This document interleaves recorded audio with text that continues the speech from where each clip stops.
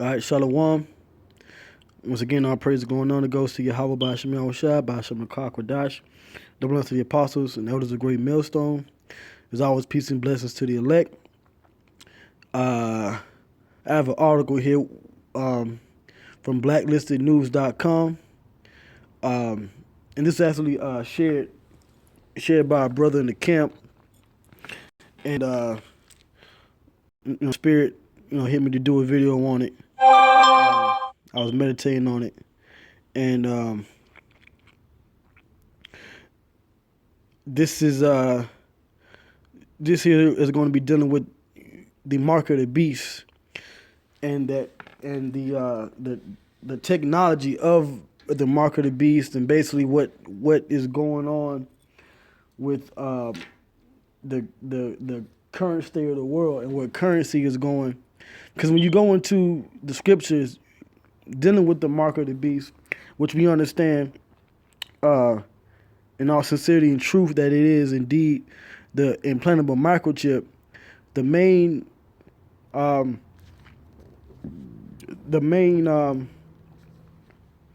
description dealing with the mark of the beast in the scriptures is buying and selling. Okay, and the buying and selling aspect of the microchip moves the use of dollar bills as currency. It moves it away from that towards digital payments, which we're dealing with microchip. That's basically what the capabilities be, digital payments. Okay, so that's what I'm gonna get into with this article. And his headline: retailers rejecting customers' cash as more ban paper money. Okay, and more of these different countries and cities and nations around the world are doing away with using actual dollar bills as and cash as payments, and they're moving towards more digital payments, such as using your smartphone or using the microchip implant. Okay, which will soon be mandatory around the world, especially here in America.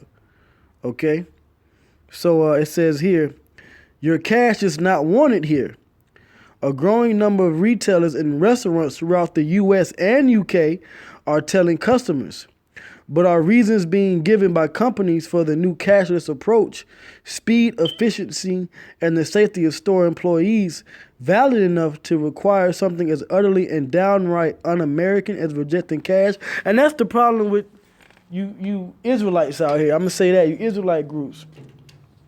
You're too used to this American society.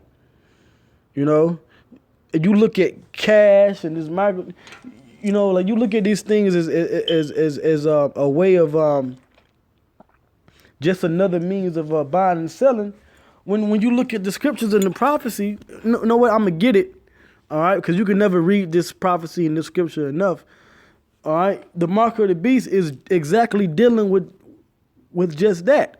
The world is moving towards a cashless approach, okay? And by you not pushing the microchip as the mark of the beast, it shows that you're with the trend. You're with the trend. Okay? You're with this American society. All right? So let me read the prophecy. And this is Revelation 13, and the main point is in 16 and 17.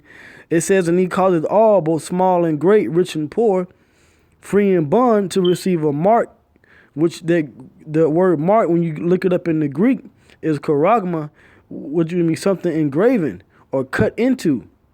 And in order for you to put the microchip, you have to cut it into your hand. So because it says here that the mark is going to go in their right hand or in their foreheads. If you're going to put anything in your hand, you got to cut into it. So that's what the word mark means when you look it up in the Greek. Okay? Verse 17, and that no man might buy or sell, has everything to do with payments. Okay? Mainly digital payments. All right? And that no man might buy or sell, save he that had the mark, or the name of the beast, or the number of his name.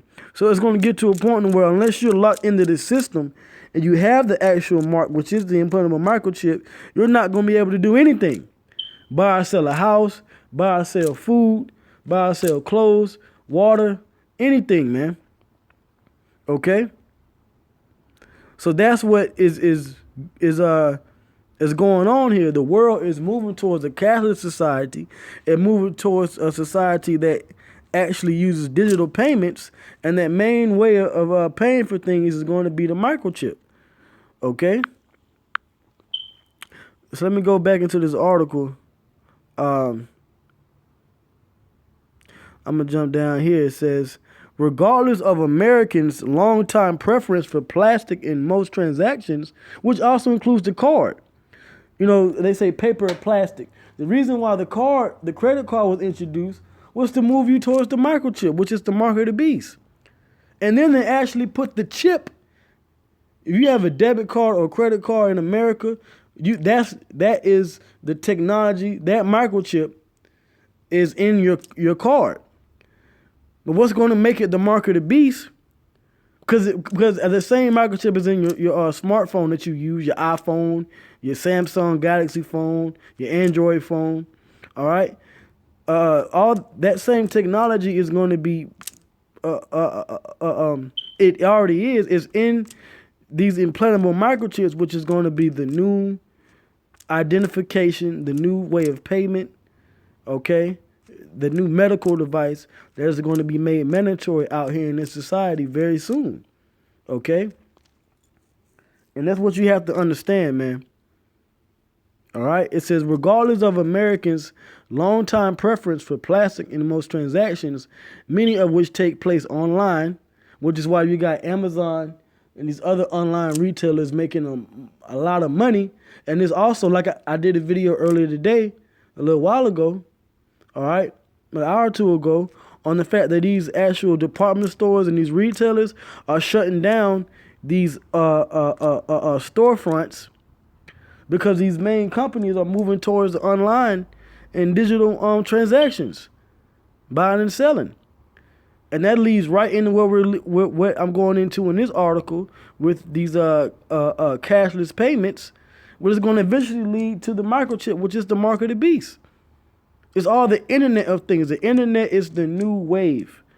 Just like going back to the late 1800s, early 1900s, with the Industrial Revolution, this is what, with the early 2000s, you had called the Internet Revolution. All right, and we're moving towards a global Internet revolution now. All right, going into 2019. Okay. So it says research by the Federal Reserve found that cash is still king in terms of Americans' daily lives and usage, and as the study concluded further, this remains true across all income levels. Not only is cash used frequently for small value and in-person purchases, it is also used by a wide array of consumers. And that's mainly you Israelites, because you are the main consumers here in America. Edomites too, but also you Israelites, so-called Black Spaniards and Native Americans. Y'all get your check at the end of the week and you cash it out. Well, that's going to come to an end, because I'm telling you, at the same places that they have these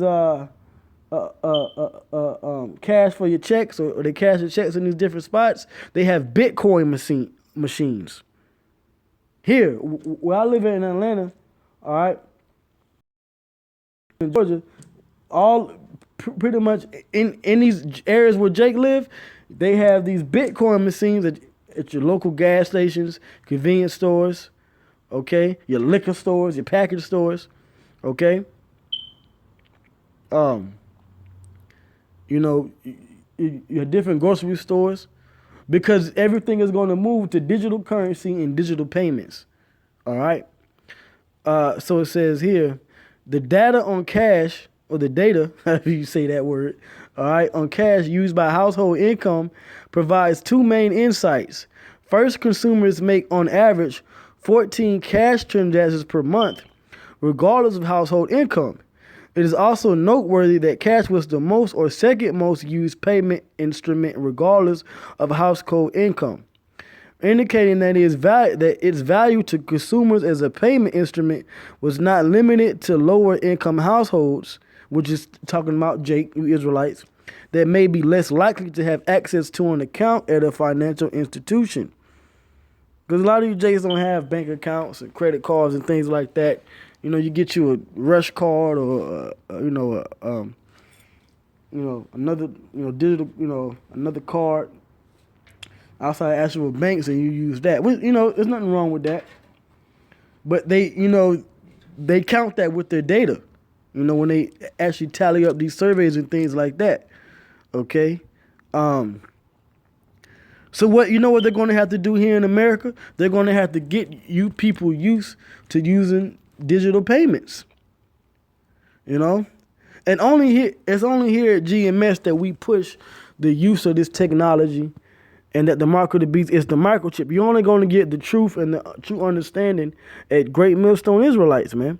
Starting with the apostles, the elders, the teachers, the prophets, the priests, all right, the leaders, captains, on down, man. That's just that's how the Lord has these things set up. He's using the prophets here, because we're all prophets, to push this truth. Okay. It says, but this reality is now pushing up against the new trend of the cashless restaurant, bar, and retailer, and creating awkward and frustrating situations for consumers. As a new Wall Street Journal piece chronicles, in one scenario, a customer had to intervene on another's behalf and play personal bank for a card-only salon, even though there was plenty of cash on hand offered by the woman who couldn't pay. So even though the women had cash, the salon was like, no, we only do digital transactions. It's convenient, and like the article said, it's safe for the employees. It goes through the bank. It's authorized. It's a lot of paperwork, less paperwork that comes with cash. They don't have to worry about that Brinks truck. What's that truck that comes through? The Loomis Bank truck that comes through every week and actually takes the cash on hand, takes it to the bank. It's a lot more stress for the workers and those that work the actual cash register, these grocery stores, salons, and other stores. Okay, that's why it's all about. The main way for them to push this digital currency and this microchip is through convenience. Okay. So I'm gonna read this and then I'm gonna get ready to end it. It says, ironically, as the Wall Street Journal story notes, this created an emergency, and they've had commercials on this. Are you using cash? Because they want to move the world towards digital payments. So it says Sam Schreiber was mid-shampoo at a dry bar blow-dry salon in Los Angeles when someone from the front desk approached her stylist with an emergency. A woman was trying to pay for her blowout with cash. There was this beat of silence, says Miss Schreiber, 33 years old. She literally brought $40 in cash, and people got a problem with that. But that's because the minds of the people, they're already prepped for digital payments, man. The debit, the credit, the card, the chip, and the different credit and debit cards. People use that, more and more. So it says more and more businesses like Dry Bar don't want your money, the paper kind, at least. It makes things awkward for those who come ill prepared. After all, you can't give back a hairdo, an already dressed salad, or the 2 beers you already drank. All right. So things are. Let me read this here. It says, and in another situation where someone simply wanted to order a salad, but was refused upon presenting $20 cash. All right. The rejected customer slammed the policy that created the whole awkward situation as elitist. Because who's behind these digital transactions in this movement? The elites of Esau. All right? The Rothschilds, the Rockefellers, the central banking families. Okay? All right? The customer recounted for the WSJ Jacqueline Benton, 30, visited a sweet green near her office in Reston, Virginia last summer with $20 cash, but no credit or debit card because she had forgotten her wallet at home. When her order, and more likely, she went to the bank, showed her ID, and they allowed her to get cash out, all right, from the teller at the bank. So then she probably went to get whatever she was getting with $20 cash. It says when her order, and that's how these scenarios work. But the world is changing, man. Okay. It says when her order was ready and she went to pay, the cashier explained that the restaurant doesn't take bills. It's almost like when your credit card gets declined for silly reasons, says Miss Benton, who works as an event planner. It makes you feel like you can't afford it, even though I had the money right there. Miss Benton has no plans to go back. It feels very elitist, she says. A Sweet Green spokeswoman said its decision makes his team members safer amid the risk of robbery and improves the cleanliness and efficiency of the restaurants. I don't know how not using cash improves the cleanliness, but this is basically where they want to move towards. Okay? Let's see. So I'm going to scroll down and I'm going to read the end of this. And I'm going to leave a link as usual on this article here, and let brothers, read it and then, have fun in the spirit, with this information, It says though we are unlikely to ever reach a totally cashless society, and that's actually not true. I just read the prophecy in Revelation the 13th chapter that the mark of the beast is going to have the whole world, everyone, rich and poor, free and bond, cashless, using the implantable microchip, charagma. Okay? It says the disturbing trend does bring up interesting questions of privacy and transacting off the grid. Likely those advocating for a no-cash future will be the same ones pushing for greater surveillance power of the state, which is your New World Order. It says is quickly happening right now in places like China. That's the first test state for this New World Order, man, where it's Orwellian social credit system. All right, now what I want Akim and Agwalk to do, if you haven't seen it, if you got Netflix, look on Black Mirror and look for the episode in season 3. Look for Nosedive. That's what you're seeing right now in China. Okay? And this is the future of the world, and especially over here in America. Okay? It says, all right, so it says, whereas Orwellian social credit system seeks to abolish any and all private transactions altogether, because the elite want to control everything you do with a microchip. But it starts with removing cash and moving everybody towards digital transactions. But with that, I'm going to end it there. I hope you all were edified. All praise is going on. It goes to Yahweh Bashmi Awashai, Bashim Kwadash. Till the next time, this has been GMS News and Prophecy. Or the market. Actually, this is the mark of the beast. All right? Another lesson dealing with the mark of the beast. Shalom.